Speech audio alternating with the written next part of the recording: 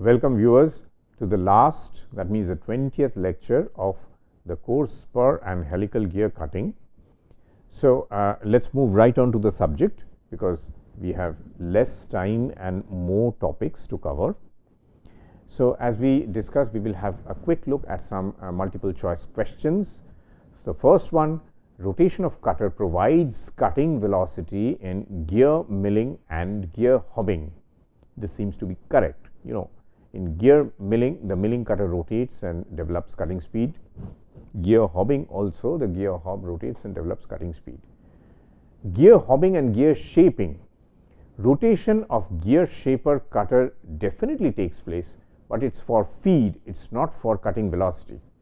Development of cutting velocity in gear shaping is by reciprocation. So, B is not correct. C, gear shaping and not in gear hobbing. So, gear shaping obviously is eliminated already, and therefore, C is also not correct, and therefore, we have E to be correct, gear milling and gear hobbing.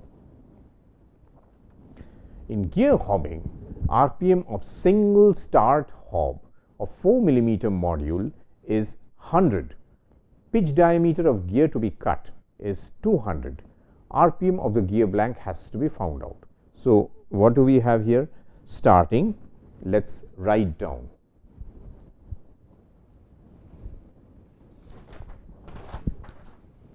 First of all, the RPM of single start hob. So, module is equal to 4 millimeters. Okay. N hob is equal to 100 RPM. Pitch diameter of gear to be cut. Here nothing has been mentioned, so we will assume it is a spur gear. Pitch diameter of gear to be cut is 200. So, dP is equal to 200. So, this must be equal to module into Z. Okay. We have to find out RPM of gear blank. This is the statement of the problem. So, once we utilize this particular relation, we get M into Z equal to 200. Therefore, Z is equal to 200 by M. M has been provided to be 4 millimeters, and therefore, we have 50. Number of teeth which is being cut is 50. That being so, we can say, we can establish our known relation NH by N gear blank must be equal to K by Z. Okay. K is equal to 1 because you will find in the problem it has been stated single start hob 1 by 50. Okay. Once we know that this is 1 by 50, RPM of the gear blank is this one, okay, and NH has been given to be 100. So, we write N gear blank is equal to, so this goes up, that goes that way, 50 into, just a moment, there must have something, something has gone wrong, I have made a mistake, please correct this. I will give crisscross N gear blank divided by N hob is equal to K by Z. Okay, so, N gear blank is equal to NH divided by 50. Okay. And K already it has been assigned 1, and therefore, this is 100 by 50 equal to 2. Kindly excuse me for this mistake. Now that it has been corrected, the correct answer is gear blank rotation is 2 RPM. So, let us have a look at the problem. Yes, B is correct, RPM of gear blank is 2. In a gear hobbing machine figure, A straight tooth spur gear is cut from a blank of outside diameter 126 with single start hob. Module 3. Index constant for the hobbing machine is 12. Now you might say, what's this index constant? Well, it has been shown clearly in the figure what sort of gear ratio it is importing into the figure.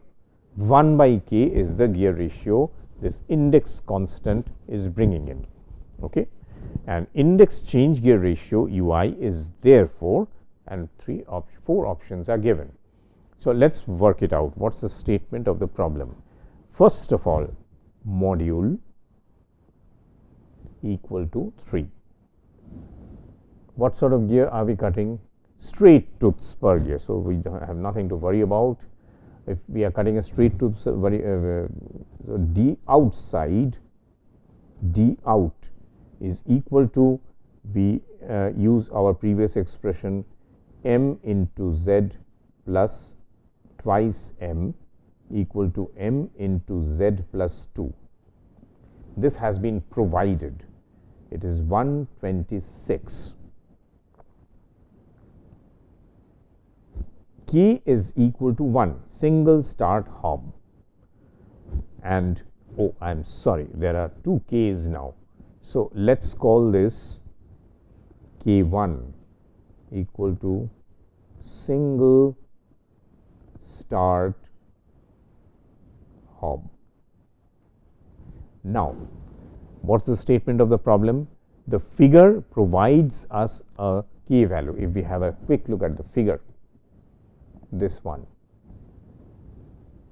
yeah, this ratio is 1 by k, and therefore it is given that there is a gearbox with 1 by 12 here. In that case, what should UI be? So let us work it out this way. Starting from the hob rotation, NH multiplied by the first gearbox 1 by k multiplied by UI, which we are trying to solve, must be equal to N N gear blank. This is the relation that we have.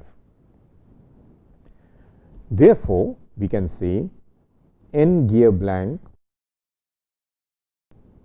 by N hob, we bring this one to this place. This is equal to 1 by k into UI, which is equal to 1 by 12 into UI. What is N gearbox by N hob equal to, N gear blank by N hob equal to? N gear blank by N hob must be equal to k by z. I mean k1 by z. K1 is equal to 1, and number of teeth which is being cut can be solved from here. M into Z plus 2. So let us quickly do that. M into Z plus 2 is equal to, M is equal to 3. 3 into Z plus 2 is equal to 126. 3 cancels with this one, giving rise to 4, we should not write equal here, 42. So if Z plus 2 is equal to 42, we have Z is equal to 40. And therefore, now we come back to this expression and we write, what do we write? This is equal to k by z. Therefore, this is 1 by 40 equal to 1 by 12 into UI, which gives us UI is equal to 12 by 40, which means 3 by 10. So the answer is UI should be equal to 3 by 10. Let's have a look here. Yes, option A is correct, others are not. Next, in a gear hobbing machine, the speed gearbox has the following location. Gear hobbing machine, the speed gearbox has the following location. Where is the speed gearbox? Now, this has been hammered into you so many times over several lectures. All of you must be knowing speed gearbox is located here. Therefore, 1 is the C is the correct answer. C is the correct answer. To operate a gear hobbing machine at a feed of 0.2 millimeters, the feed gear box is found to be 1:25. So, the feed gear box value is given. Feed constant of the machine is 1, which means all gears, pulleys and other mechanical elements causing speed change, they are collectively having no effect on the speed. In that case, the pitch of the feed screw is 5 millimeters, 6 millimeters, 10 millimeters, none of these. So, let us quickly draw this particular figure. This is the hob, this is the job, and the speed is obtained by the position of the UV here. This is the motor. Oh, I am sorry, but anyway, this part is not essential. Motor, yeah, hob, gear blank. So, tap the power from here. This is our differential. This must be UI. This is the connection to the workpiece, and this is our US. US feeds a vertical screw with the help of which the hob comes down. So, what is given to us? Let us make a statement of the problem. The statement of the problem is this feed is given to be 0.2 millimeters per revolution of workpiece. What is the feed gearbox ratio? Equal to US, let us write here together, US is given to be 1/25, okay, and therefore, we have to find out the pitch of this lead screw. This is the problem. So, we quickly make the relation, we establish the relation gearbox. By the time the gear blank rotates once, this movement should be 0.2, and therefore, we write the equation this way: 1 rotation of the gear blank multiplied by US multiplied by the pitch must be equal to 0.2. Therefore, US is equal to 1/25. Therefore, we write P/25 is equal to 0.2, which obviously gives us the answer. P must be equal to 0.2 into 2.25, which is equal to 5 millimeters. Okay, 5 millimeters. Pitch of the screw must be 5 millimeters. Coming back here, A is the correct answer. A is the correct answer. Now, let us quickly discuss the positions of the gearbox in case of milling. Now that we have become conversant about the positions of the gearboxes in different cases of hobbing and shaping. What do we exactly mean by this? We mean that in hobbing and shaping, we had come across different laws or rules with the help of which we were establishing the uniqueness of the positions or locations of the gearboxes in the kinematic structure. That is, UV has to be at a particular location, US has to be at a particular location. Now, once you have gained that experience, I want you people to go back to the case of differential indexing and establish a rule, establish some simple logic with the help of which you can point out the correct location of the gearbox which is used in differential indexing. Let me quickly reintroduce the idea that we had discussed at length during those lectures. We had an index crank, the crank was rotated, we had a worm which was rotated by this crank. This worm had a relation with the worm gear, and that worm gear had on its shaft the gear blank, and here there was a bifurcation of power. A gearbox was placed and it was feeding the index plate which was rotating, and ultimately that decided a differential movement to be provided to the worm. If you allow me to draw the figure, it looked like this.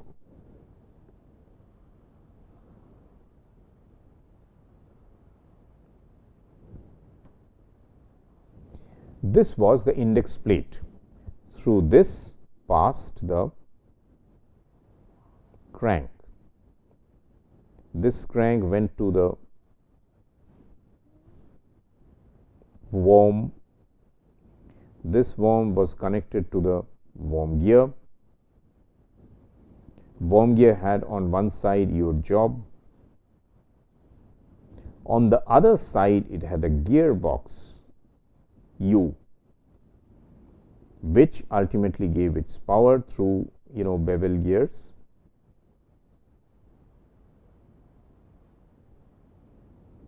To this plate.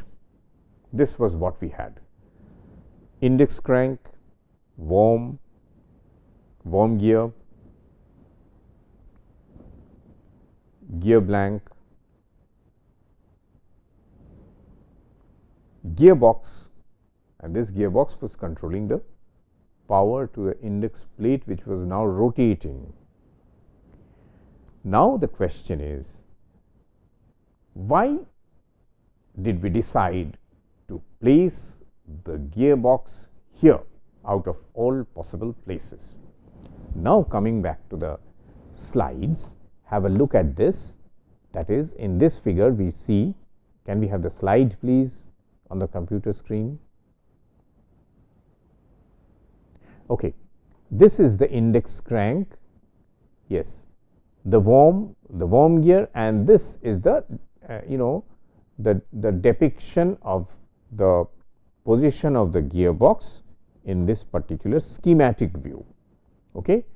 So, the gear blank, from this point we had taken the bifurcation. Now, let us take another possibility. Why not this? So, from the logic that you had learnt about while locating different gearboxes at different places, I would like you to judge whether the gearbox can be placed just after the index crank.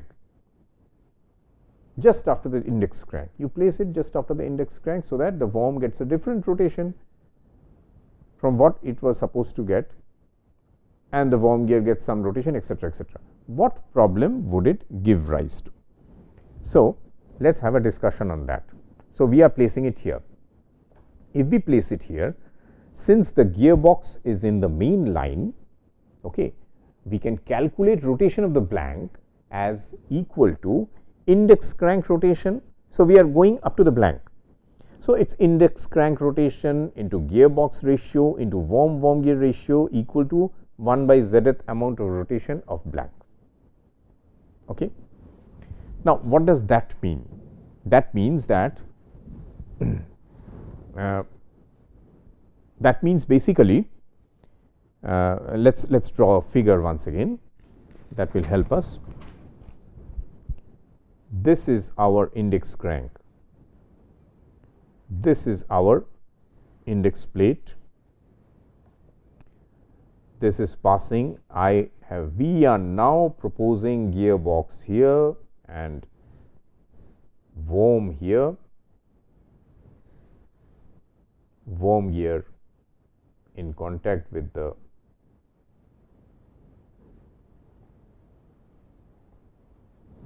okay,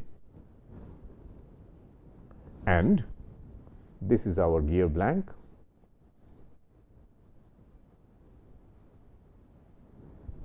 Sorry, this is our gear blank, and we simply tap this power, and 1:1 we give this particular connection. Why not place it here? Are we going to face any problem or just because we have studied it in different books it should be placed here.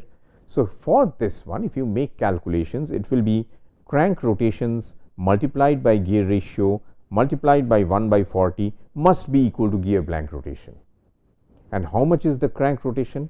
Since index plate is rotating in such a way that you are getting 1 by, say suppose you are cutting 71 teeth. So, this will be 40 by 71. Okay. So, coming back to this particular material which is written here, we will say in other words blank rotation is 40 by 71 which is the crank rotation multiplied by the gear ratio multiplied by the worm and worm ratio must be equal to 1 by 71, must be equal to 1 by 71 the blank rotation.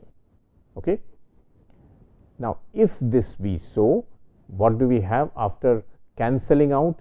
We will have 71 cancelling out and what do you call it 40 cancelling out, and we will have u equal to 1. U equal to 71 will cancel out with 71 and 40 will cancel out with 40, and strange thing is u equal to 1 from the consideration of gear rotation. What about the index plate rotation? Index plate rotation will be by the time the index the crank rotates 1 by 71. Okay, the index plate rotation must be 1 by 71, 70 minus 1 by 71. From this consideration we will get another value of u. How much will that value be?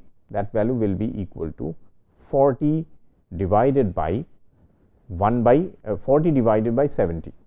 So, from here u is coming to be 1 and here it is coming to be 40 by 70. Therefore, this particular solution cannot exist, because from one condition, that is the blank rotation, we are getting u should be equal to 1, and from the index plate rotation we are getting u should be equal to 40 by 70. So, this location of the gear box is not going to serve the purpose. Let us take yet another possible location of the gearbox. What about putting the gearbox here ahead of the worm gear, after the worm? So, if it is after the worm, okay, therefore, worm gets the required amount of rotation, and if we do the calculation now, it will be index crank rotation multiplied by the worm rotation. These two are going to be the same, and after that if we have a gearbox, that is going to give us the index plate rotation. So, let us write down index crank rotation. Okay, if we write down index crank rotation being 40 by 71, this multiplied by 1 by 40 should give us 1 by, how much does it give? 1 by 71, that is all right. So, the straight connection, okay, if we look at this, the straight connection this way, index crank, worm gear, gear blank, this is working, there is absolutely no problem. What about this one connection? Okay, in this one connection, if we work this way, by the time the crank is moving by 1 by 71, the gearbox multiplied by this gives us the index plate rotation equal to 1 by 70 minus 1 by 71. This is equal to 70 into 71, that is it, 1. So, we have 71 cancelling out and u comes out to be 70. Oh, u comes out to be 1 by 70. So, this is going to work very well if you put u equal to 1 by 70. But herein lies the problem. The problem is that while u is equal to 1 by 70 looks quite a simple ratio, it is a difficult ratio to obtain. Why? because this particular ratio is more like the worm and worm gear ratio, worm and worm gear ratio, and that's why it will be very difficult to be obtained by ordinary spur gears. When you are having a gearbox, what's the point putting a worm and worm gear ratio? Because for every different gear teeth that you are cutting, it's going to ask for a different worm and worm gears pair, and that's going to be extremely expensive. Therefore, in order to save money, this particular configuration is an obvious rejection. This will obviously be rejected. That's why we have not the way this thing has evolved. That's why this was obviously not one of the preferred configurations.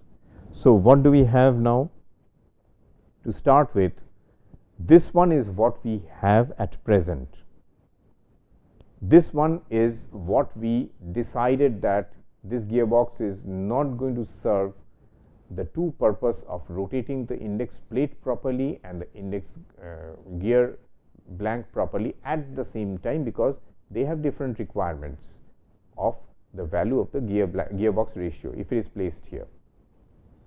We also decided that this one is going to serve the purpose, but every time it's going to ask for 1 by number of teeth, and that's going to ask for different worm and worm gear ratios perhaps for every different number of teeth you are cutting, and it's going to be extremely expensive.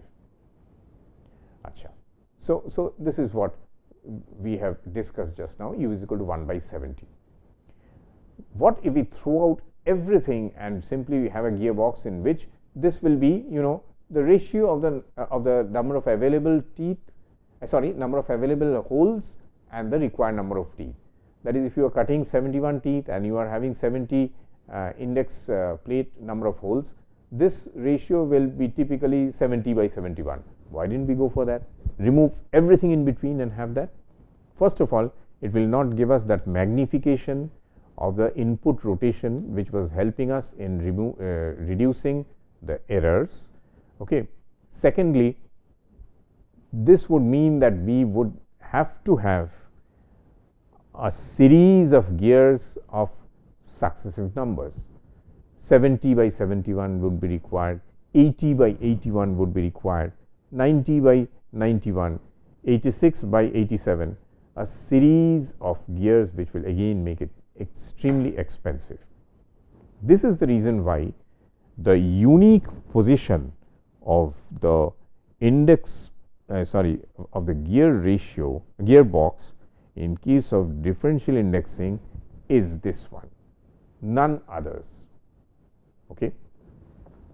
So, to sum up the full lecture, what we have covered is, first of all, in the first week we have covered the basics of gear gear ratios and different introduction to different machine elements which will be required in case of gear cutting, like worm and worm gear, screw and nut, worm and rack pinion, spur gears, helical gears, etc. Everything we have discussed. So, in the first assignment we have had coverage of those. In the second week we have discussed about gear milling, helical milling, in simple indexing, differential indexing. In the third week we have discussed about, and also we have discussed something about testing of gears by gear tooth vernier calipers. I have left out other methods of gear testing because of dearth of time. We have covered in the third week the details about gear shaping process, gear shaping, and we have also started a bit of gear hobbing in the third week itself. And in the last week we have covered gear hobbing, then some discussion about helical teeth, some discussion about gearbox locations in case of milling. And with that we come to the end of this course. I wish you best of luck in the performance in the final exam and in the assignments. All the best. Thank you very much.